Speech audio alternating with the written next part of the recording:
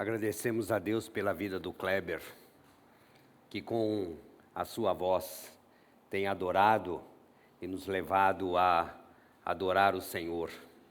Mas antes eu quero fazer algo que faz tempo que eu não faço, saudar essa turma de cá com o meu boa noite e que Jesus abençoe vocês e a todos nós. Estamos terminando uma série que começamos no mês de setembro, falando sobre o Apocalipse hoje, o Apocalipse para a nossa época.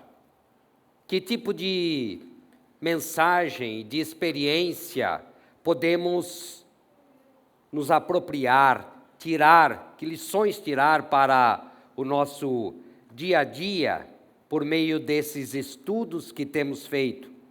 Temos falado das cartas às 7 igrejas, e o nosso tema tem sido desenvolvido com este título, As 7 Igrejas e o Cristo Glorificado. E eu quero motivá-los, já que estão chegando as férias de verão, haverá um tempo maior, quero motivá-los a rever os estudos. É só você baixar do site e a estudar com mais profundidade as 7 cartas, porque elas são para nós hoje.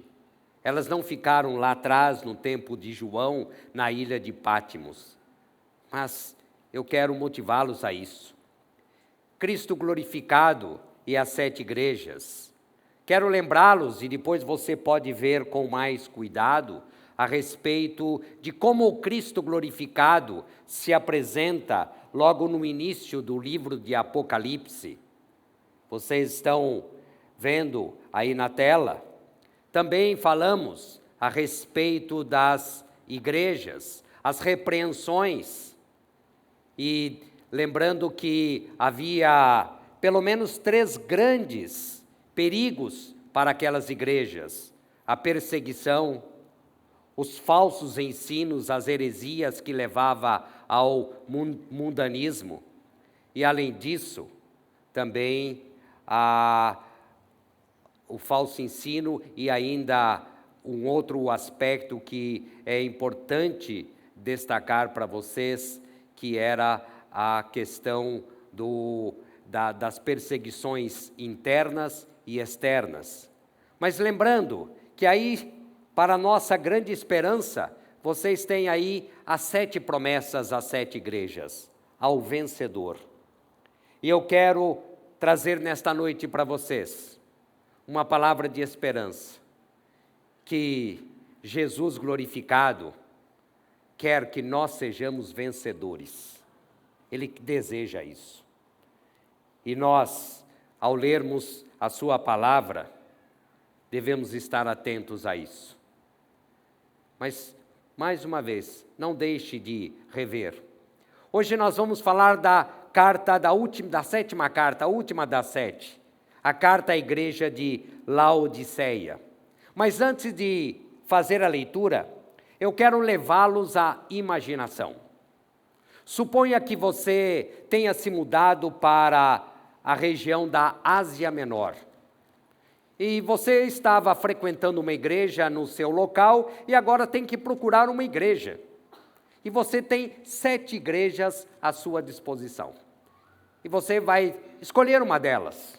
Eu sei que vários de vocês já passaram por essa difícil experiência de ter que encontrar uma igreja. Talvez alguns aqui, algum visitante esteja buscando uma igreja em que se fixar. Mas quero levá-los à imaginação. Você tem que escolher. E é claro que há alguns critérios. A primeira que aparece é a igreja de Éfeso. E aí você vê que ali, na igreja de Éfeso, havia sofrimento, havia falsos mestres, havia falta de fervor. Essa eu não quero. Essa eu não quero. A igreja de Esmirna, ali havia perseguição, sofrimento, e aqueles que frequentavam aquela igreja corriam o risco de serem presos e mortos. Dessa eu vou passar longe. Depois, a igreja de Pérgamo. Havia gente séria, mas também havia heresia, falsos mestres. Também não quero essa. A igreja de Tiatira. Boas obras, amor, fé, serviço, paciência. Parece que está ficando bom. Mas havia problema de falso ensino e imoralidade. Epa, deixe pensar melhor sobre essa igreja. A igreja de Sardes. Havia um punhadinho de gente séria e comprometida, mas tratava-se de uma igreja com sérios problemas e uma igreja doente. Já descartei essa. A igreja de Filadélfia, fiel à palavra, fiel ao nome de Jesus. Essa é boa. Fiel à palavra, ao nome de Jesus. Mas era uma igreja pobre, fraca, pequena. Eu quero algo melhor do que isso. Aí vou para a igreja de Laodiceia, a última. Nenhuma denúncia de falsos mestres. Nenhuma denúncia de heresia, nem de imoralidade, nem de escândalos. Nenhuma alusão à perseguição. Nada. Nenhuma perseguição. Uma igreja que vivia em paz. Uma igreja próspera. Próspera. Uma igreja para frente, com alto astral, com uma alta autoestima, uma grande autoestima. Claro, no meu olhar humano, qual que vocês acham que eu iria escolher? Claro, não tenho dúvida, Laodiceia. Laodiceia. E aí eu quero mostrar como a minha visão terrena se engana. Como eu me enganaria se eu escolhesse essa? Porque eu quero dizer que das 7 igrejas, essa é a única em que Jesus glorificado não faz nenhum elogio. Nenhum elogio. Essa é a nossa visão estreita do mundo. A nossa armadilha do nosso ego. Mas vamos à leitura da palavra no livro de Apocalipse, a partir do versículo 14, no capítulo 3, para vermos o que acontece nessa igreja. Ao anjo da igreja em Laodiceia, escreva: estas são as palavras do Amém, a testemunha fiel e verdadeira, o soberano da criação de Deus. Conheço as suas obras, sei que você não é frio nem quente. Melhor seria que você fosse frio ou quente. Assim, porque você é morno, nem frio nem quente, estou a ponto de vomitá-lo da minha boca. Você diz: estou rico, adquiri riquezas e não preciso de nada. Não reconhece, porém, que é miserável, digno de compaixão, pobre, cego e que está nu. Dou-lhe este conselho: compre de mim ouro refinado no fogo e você se tornará rico.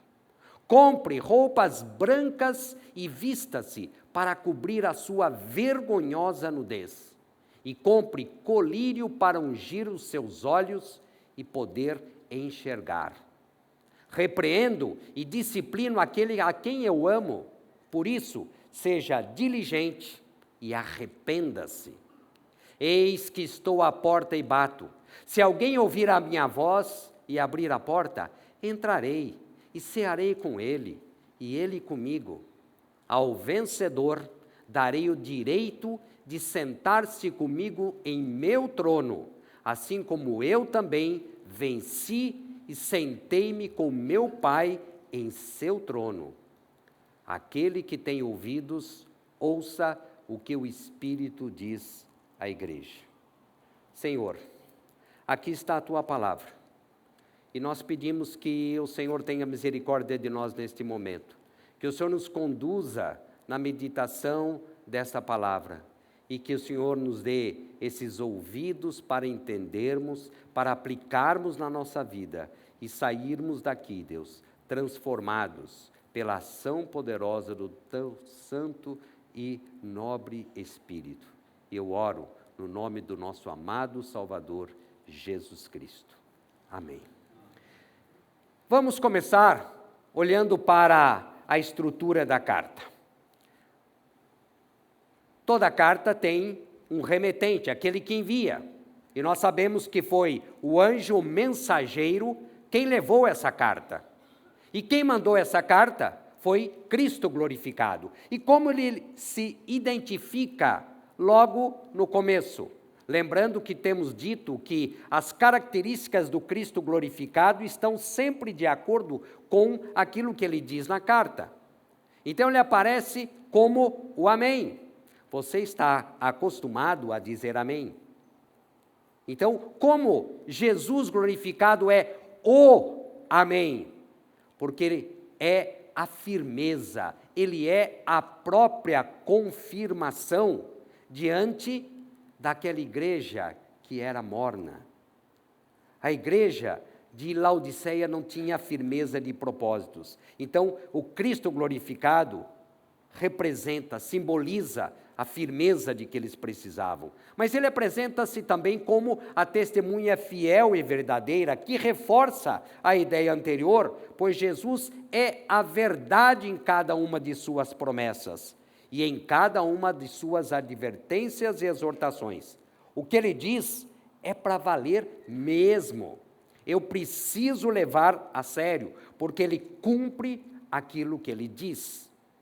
Mas ele é também o soberano da criação, ou o princípio da criação, como aparece em algumas versões. Jesus é o princípio, a origem, a fonte da criação. Ele é Deus. Ele tem o controle e o poder de todas as coisas. Como ele deu ordem ao caos lá no início da criação, ele pode dar ordem ao caos que se encontrava a igreja de Laodiceia. Ele pode dar ordem ao caos espiritual em que eu posso estar mergulhado, porque ele é o soberano da criação. Mas vamos falar também do destinatário, que nós já sabemos que é a igreja de Laodiceia. Essa igreja ficava nessa cidade que está as ruínas da cidade na atual Turquia. E essa cidade ficava numa região bastante próspera, chamada de Vale do Rio Lico. Era um conjunto de 3 cidades próximas: Hierápolis, Colossos e Laodiceia. Poucos quilômetros separavam cada uma delas. Era uma espécie de ABC daquela época. Como nós temos Santo André, São Bernardo e São Caetano, era mais ou menos, eu acho que muito mais próxima. A cidade, como eu já disse, era próspera, rica, famosa pelo rico comércio, famosa por uma lã negra, brilhante, muito valiosa e rara, famosa por uma escola de medicina que havia na cidade, ligada a um deus da cura, e eles fabricavam um composto para curar os olhos, famoso naquela época chamado pó frígio. A igreja de Laodiceia talvez tenha sido formada na época em que Paulo morava em Éfeso, provavelmente por Epáfras. Há uma referência, uma delas, que você pode conferir depois em Colossenses 4,13. Mas vamos às características dessa igreja. A igreja era a cara da cidade. Em vez de transformar a cidade, como é de se esperar de uma igreja, de uma comunidade de Cristo, eles haviam tomado a forma da cidade. Eles assimilaram princípios e valores daquela sociedade sem Deus. Mais ou menos o que aconteceu lá na igreja de Sardes. Mas pelo menos em Sardes havia poucas pessoas que eram sérias, que eram comprometidas. Aqui, em Laodiceia, não escapava ninguém. Por isso Jesus diz: conheço as suas obras. É o diagnóstico, a radiografia que Jesus vai fazer. Jesus conhece tudo, Ele sabe tudo, Ele enxerga. Quando nós olhamos para aquilo que eu descrevi no começo, buscando uma igreja, talvez você se lembre de alguns ditados populares. Por fora, bela viola, por dentro, pão bolorento. Nem tudo que reluz é ouro. A igreja de Laodiceia era exatamente assim. E por isso Jesus diz, conheço as tuas obras, e aponta 2 graves problemas nessa cidade, a mornidão e a soberba. E quando ele diz, isto é o que eu tenho de melhor para dizer para vocês. Vocês não são frios nem quentes, vocês são mornos. Essa metáfora, essa figura relativa à mornidão da cidade, está ligada ao abastecimento de água da cidade. E Herápolis era conhecida por ter águas quentes e medicinais. Banhos quentes com efeitos terapêuticos. Colossos tinha fontes de água potável, fresca e pura. E Laodiceia tinha problemas de abastecimento de água. Por isso, as águas quentes chegavam a Laodiceia por meio de aquedutos, ainda mornas, portanto, impróprias para beber. Então, elas não tinham as propriedades medicinais e terapêuticas para curar, e nem satisfaziam a sede das pessoas. E assim era aquela igreja.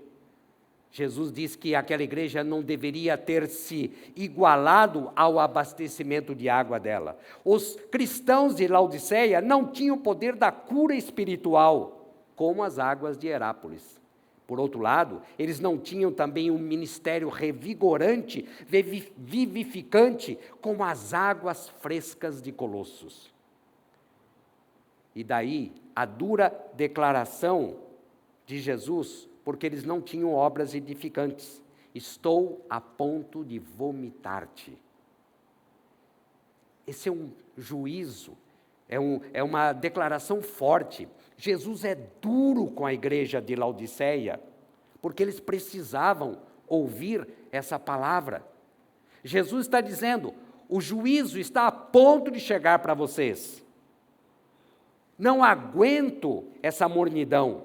Por um lado, vocês não são dedicados nem comprometidos, mas por outro, vocês ainda se deliciam e se lambuzam com esses valores que são contra mim, esses valores dessa sociedade sem Deus. E talvez você se lembre, e hoje contei de manhã também, daquilo que acontecia na minha infância. Minha mãe sempre mandava, quando havia problema estomacal, tome água quente, que você vai colocar tudo para fora. Parece que é isso que Jesus está dizendo, vocês são mornos. Tomar água morna é ruim. E Jesus estava sendo duro. Morno está ligado a ser indeciso, indiferente, apático.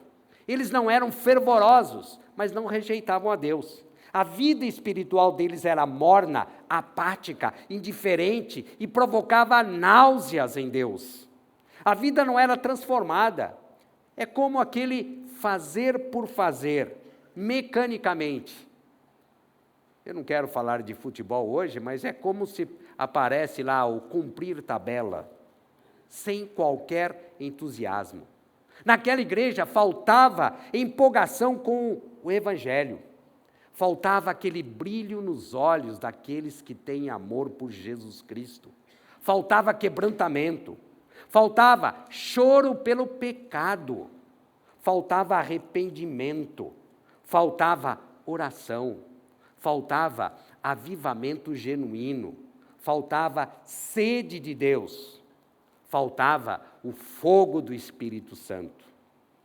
A agitação e a busca pelo conforto diário, levaram essa igreja a essa mornidão. Mas havia um outro problema, a soberba. Soberba é o mesmo que arrogância, que presunção. É aquela sensação de grandeza. É aquilo que os jovens dizem hoje: ah, você se acha, você está se achando, quer dizer, você está sendo arrogante. É aquilo que, no meu tempo, era o chamado complexo de He-Man. Eu tenho a força. Era isso.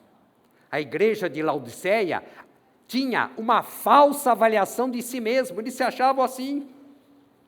Porque riqueza, eles tinham. Luxo, eles tinham. Bem-estar, eles tinham. Podem levar as pessoas a se sentir confiantes, satisfeitas e acomodadas.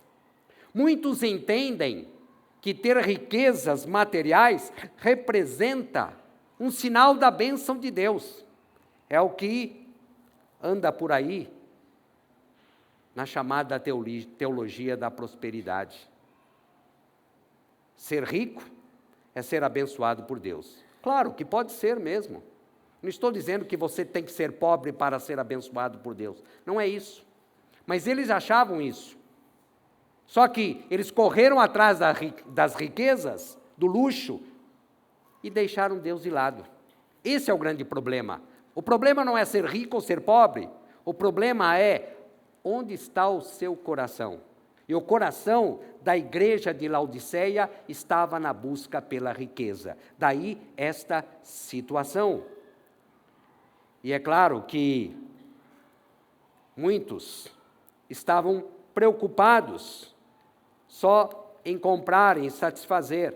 Por isso, no versículo 17, Jesus disse para eles: você diz que está rico, que adquiriu riquezas e por isso não precisa de nada. Esse é o grande problema. Eu achar que eu sou rico, tenho muito dinheiro, a minha conta bancária está gorda, eu tenho segurança em tempos de crise. Lê do engano.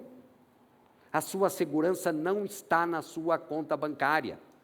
Ah, eu não vou contribuir com a obra de Deus, porque eu tenho que ter o meu recurso financeiro, porque essa é a minha segurança. Engano. A segurança está no Senhor. E era isso que os cristãos de Laodiceia não entendiam. Por isso Jesus fez o triste diagnóstico: você não reconhece que é miserável, mais do que pobre, digno de compaixão, pobre, cego, nu. Não importa quanto você possua ou quanto dinheiro você seja capaz de ganhar. Se você não buscar o Senhor, você estará perdido. De que maneira você tem usado os seus recursos materiais? De que maneira você tem usado esses recursos com que Deus tem abençoado você? É preciso que você busque a riqueza verdadeira. Em síntese, o que acontecia na igreja de Laodiceia? Domingo, eles iam para a igreja, mas de segunda a sábado viviam como se Deus não existisse. Esse é o triste diagnóstico. O conteúdo da carta é esse estado espiritual repugnante dos cristãos de Laodiceia. Eu quero chamar a sua atenção. Eu estou falando de cristãos. Era uma igreja de Cristo. Isso é importante. Você guardar. Era uma igreja de Cristo. E é claro que, ao saber disso, o que fazer diante deste terrível quadro? Aí eu digo, graças a Deus que nós temos o versículo 19. Ainda bem que ele deixou o versículo 19. Vejam o que Jesus glorificado diz para essa igreja: repreendo e disciplino aqueles que eu amo. Jesus está dizendo o seguinte: eu amo vocês que são mornos, vocês que me causam náuseas, eu amo vocês. Mas não foi para vocês viverem dessa forma que eu morri na cruz. Não foi por isso. Não foi para que vocês se tornassem cristãos repugnantes que eu morri na cruz. eu quero ver a transformação de vocês. Por isso eu quero correção na vida de vocês. A correção que vem de Deus é manifestação do seu amor. É preciso que haja mudança. O Cristo glorificado acolhe o coração arrependido. E ao ler essa frase, eu quero que você saiba que há solução. Quando nós olhamos para a mais terrível das situações, há solução. Nem tudo está perdido. Para Deus, nada é impossível. Nem tudo está perdido. O Cristo glorificado acolhe o coração arrependido. E Jesus glorificado dá 3 conselhos à igreja de Laodiceia para que eles se libertem dessa mornidão espiritual. Mudança de valores, mudança de atitude e mudança de visão. Vamos ver cada uma dessas mudanças. A primeira delas, e você pode acompanhar aí no seu texto, entre os versículos 15 e 18, mudança de valores. Quais são os seus valores? O que é isso? É aquilo que move você a tomar decisões, é aquilo que move você a agir, aquilo que faz a sua concepção de mundo. Por causa dos valores daquela igreja, dos membros daquela igreja, Jesus se faz ironicamente de comerciante, de mercador, de vendedor, ou, para aqueles que ainda se lembram da palavra, de mascate. Jesus se faz de vendedor e vai vender para eles, já que eles compravam tudo. Tinham dinheiro para comprar e consumiam. Imagine um Black Friday em Laodiceia. Seria a alegria dos comerciantes. E Jesus pede para eles comprarem. Eles haviam comprado tudo, compravam tudo com facilidade no mercado, mas eles estavam batendo a porta errada, comprando do vendedor errado. E Jesus disse que eles precisavam, em primeiro lugar, comprar ouro provado no fogo, ouro refinado pelo fogo. E é claro que muitos deles tinham joias e joias, ouro, exibiam, iam para a igreja com muitos ouros. Esse não é o problema. Mas Jesus está dizendo para eles, vocês assim, vocês são pobres, vocês são miseráveis, porque a riqueza que vocês estão buscando, a verdadeira riqueza, não é essa. Comprem ouro refinado pelo fogo, essa é a verdadeira riqueza, aquela que vem de Cristo. Para esse tipo de ouro, você não precisa despender nenhum centavo sequer, nenhum centavo, mas significa abrir mão do ego, da vontade, dos vícios, dos maus hábitos que tanto nos satisfazem. Você tem que comprar humildade e não soberba. Logo em seguida ele diz para comprar vestes brancas.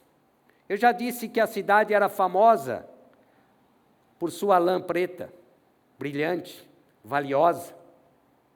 E esses cristãos estavam nus. Como Jesus é didático. Ele aproveita as 3 grandes riquezas da cidade para mostrar para eles o que eles deveriam fazer, justamente o contrário. O comércio valioso das lãs, e eles estavam nus.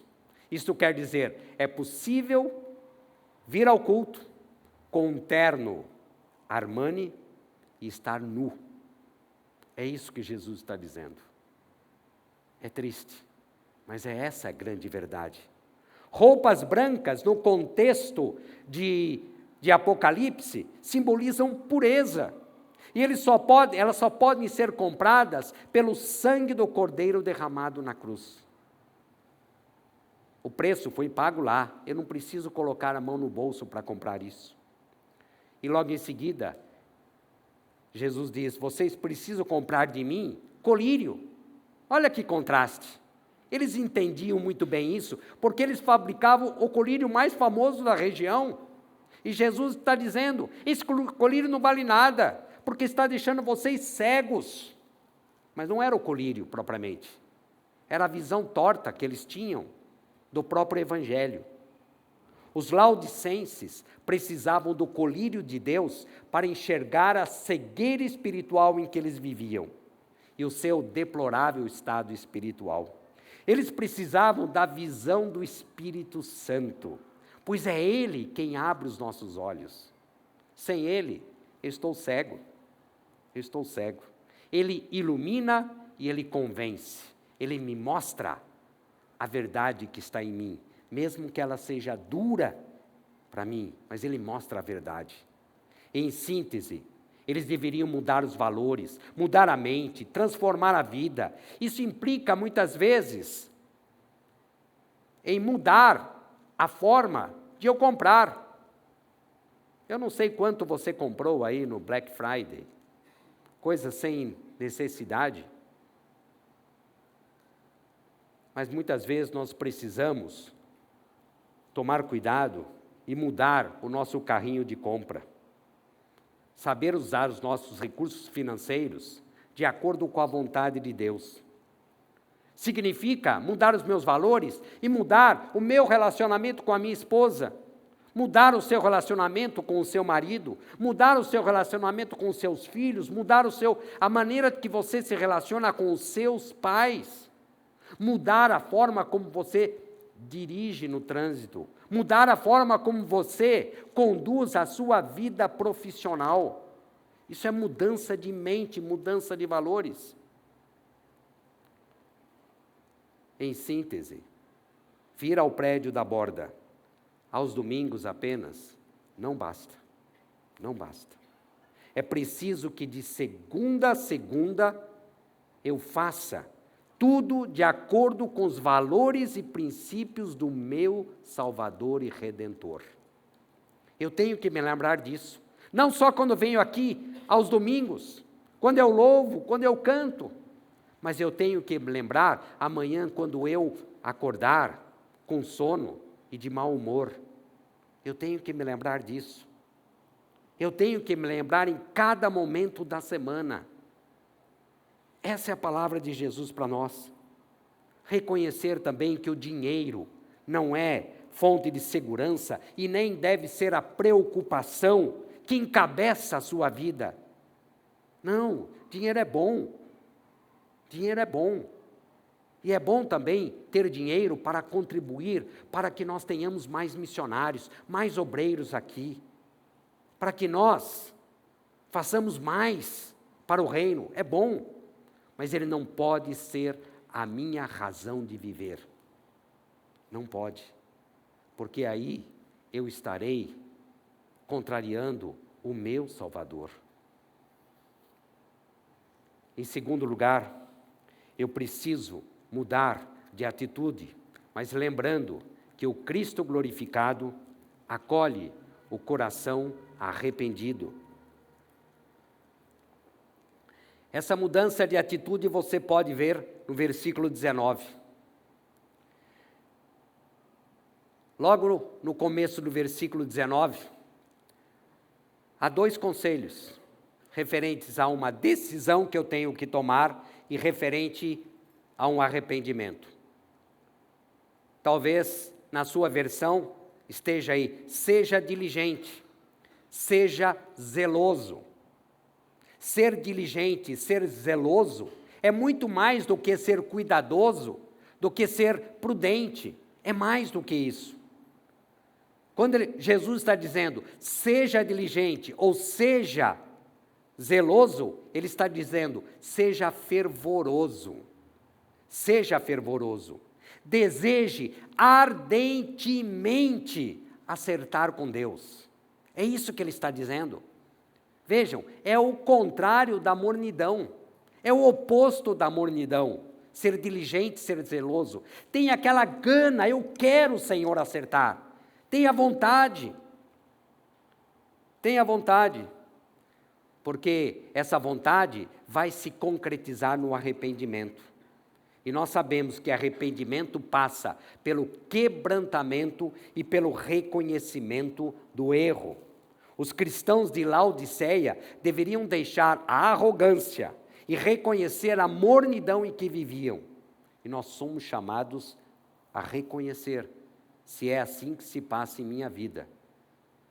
Se eu penso em Deus somente aos domingos e durante a semana eu levo uma vida de mornidão, de indiferença espiritual, eu sou chamado a reconhecer isso e a me arrepender e a dizer, e Jesus se alegra quando eu digo, com humildade, errei, tenho andado longe do Senhor, tenho deixado que o egoísmo, o egocentrismo tome conta da minha vida, tenho corrido atrás do vento de coisas inúteis, tenho gastado tempo em outras coisas e tenho me esquecido do Senhor. Isso é arrependimento, eu entendo, eu me arrependo, e aí eu tenho fervor em acertar, e nós só teremos força espiritual quando nós reconhecemos, quando nós, por meio da humildade, nos arrependemos. Por isso, o arrependimento é o princípio da restauração com Deus. O Cristo glorificado acolhe o coração arrependido. E vamos ao terceiro conselho, mudança de visão. Você pode encontrar isso no versículo 20 ao 22. O que é essa mudança de visão? Jesus nos chama a mudar a forma como eu enxergo a vida. Qual é o meu referencial aqui e agora? Eu confesso que muitas vezes eu me pego assim, dizendo para Deus, eu quero o reino de Deus agora. O Senhor promete que vai enxugar todas as lágrimas, eu quero as minhas lágrimas enxutas agora. O Senhor promete saúde, diz que um tempo não haverá mais doenças, mas eu quero saúde agora. Eu sei que muitos estão passando por momentos de tribulação, e é natural que você queira agora. O Senhor promete paz, eu quero paz agora. O Senhor promete que voltará, e isso acaba ficando tão distante, porque há quanto tempo esperam pela sua volta e o Senhor não volta? O imediatismo vai absorvendo a minha vida, e o Cristo glorificado está dizendo, mude essa maneira de enxergar a vida, deixe de olhar só para o seu mundo, aquilo que acontece agora e aqui, olhe mais distante, veja além, eu tenho coisas boas, como nós cantamos, Jesus dizendo para nós, os meus sonhos são muito maiores do que os seus. O seu sonho é um emprego, eu sei que você anseia pelo emprego, Nilton, mas Jesus está dizendo para você, os meus sonhos, eu tenho sonhos maiores para você, lá na eternidade, lá. Olhe além das circunstâncias, tenha paciência, tenha sabedoria, saiba como lidar com as circunstâncias glorificando o meu nome, não fique só nesse meio, não seja imediatista, olhe para além disso, e aí Cristo nos chama, vem para cá, como o Kleber cantou, ele chama, vem para cá, ele diz aí no versículo 20, estou à porta e bato. Muitas vezes esse versículo tem sido usado para evangelismo. Mas aqui eu quero dizer para vocês, é para cristão. É como se Jesus estivesse dizendo para nós, eu estou do lado de fora batendo a porta para entrar aqui. Isto quer dizer, é possível uma igreja de Cristo em que Cristo não esteja presente? Tragicamente é possível. É isso que ele está dizendo. Eu estou batendo a porta dessa comunidade e vocês não me ouvem. Vocês não me ouvem.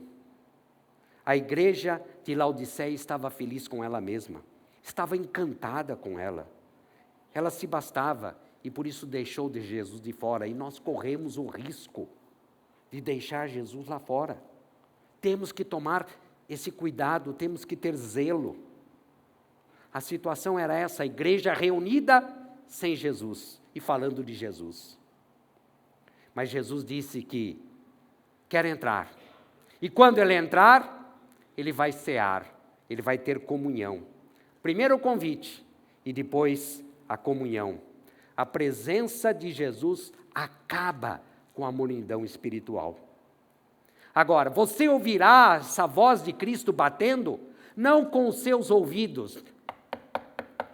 Não é com os ouvidos, mas é com os ouvidos do coração. Só um coração arrependido pode ouvir a voz de Cristo batendo.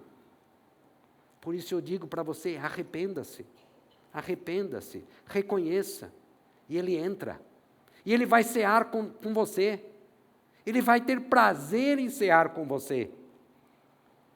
E além disso, Ele vai dizer também que além de Ele cear com você, há uma promessa futura. E essa promessa futura está no versículo 21. Cristo sempre nos surpreende. Ele sai da intimidade da mesa para a cumplicidade do reino. Olha que bonito que é isso. Ele sai da intimidade da mesa para a cumplicidade do reino. Essa promessa que ele faz no versículo 21, de você sentar no trono dele, para quem que ele está fazendo? Para essa igreja que era morna. Eu talvez vá deixar você com asco, com nojo, mas eu não posso perder a oportunidade da figura. O que Jesus está dizendo? Vocês estão mornos, vocês me dão nojo, que eu estou a ponto de vomitar. Mas Jesus quer fazer o sentido oposto. Ele quer entrar, não na sua boca, mas no seu coração. E cear com você. E cear para que a sua vida seja transformada. E o que significa esse sentar no trono com Cristo? Eu confesso que a minha visão terrena, quando eu estava meditando nesse versículo, logo me levou a pensar em poder. Logo me levou a pensar em prazeres, em confortos. Quantos regalos eu vou ter sentado no trono de Cristo? Nada disso. Não é isso. Não é isso.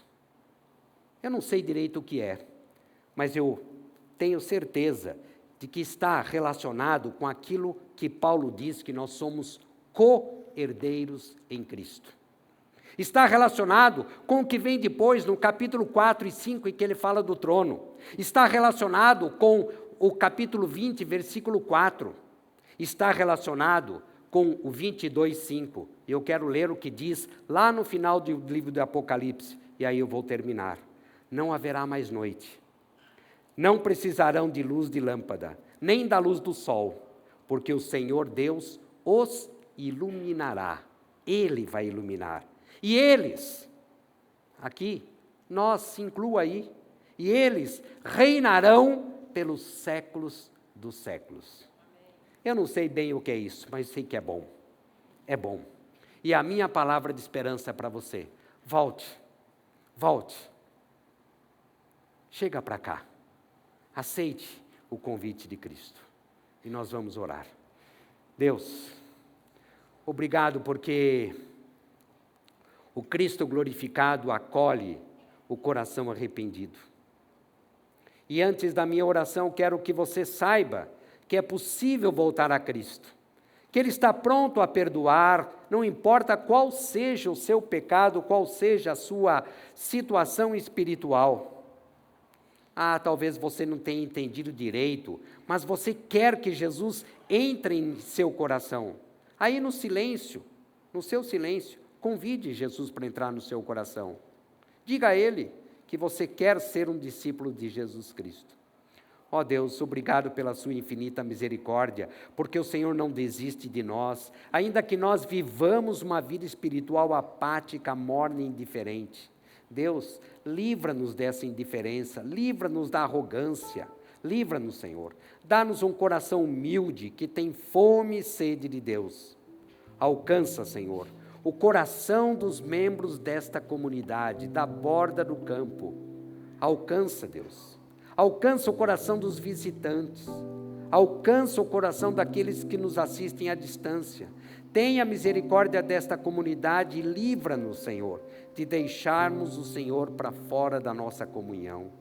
Queremos ser transformados e nos tornar vencedores, a fim de honrarmos o nome que carregamos, o nome que está acima de todo nome, o nome de Jesus Cristo, o nosso Salvador e Senhor. A Ele toda a honra e toda a glória.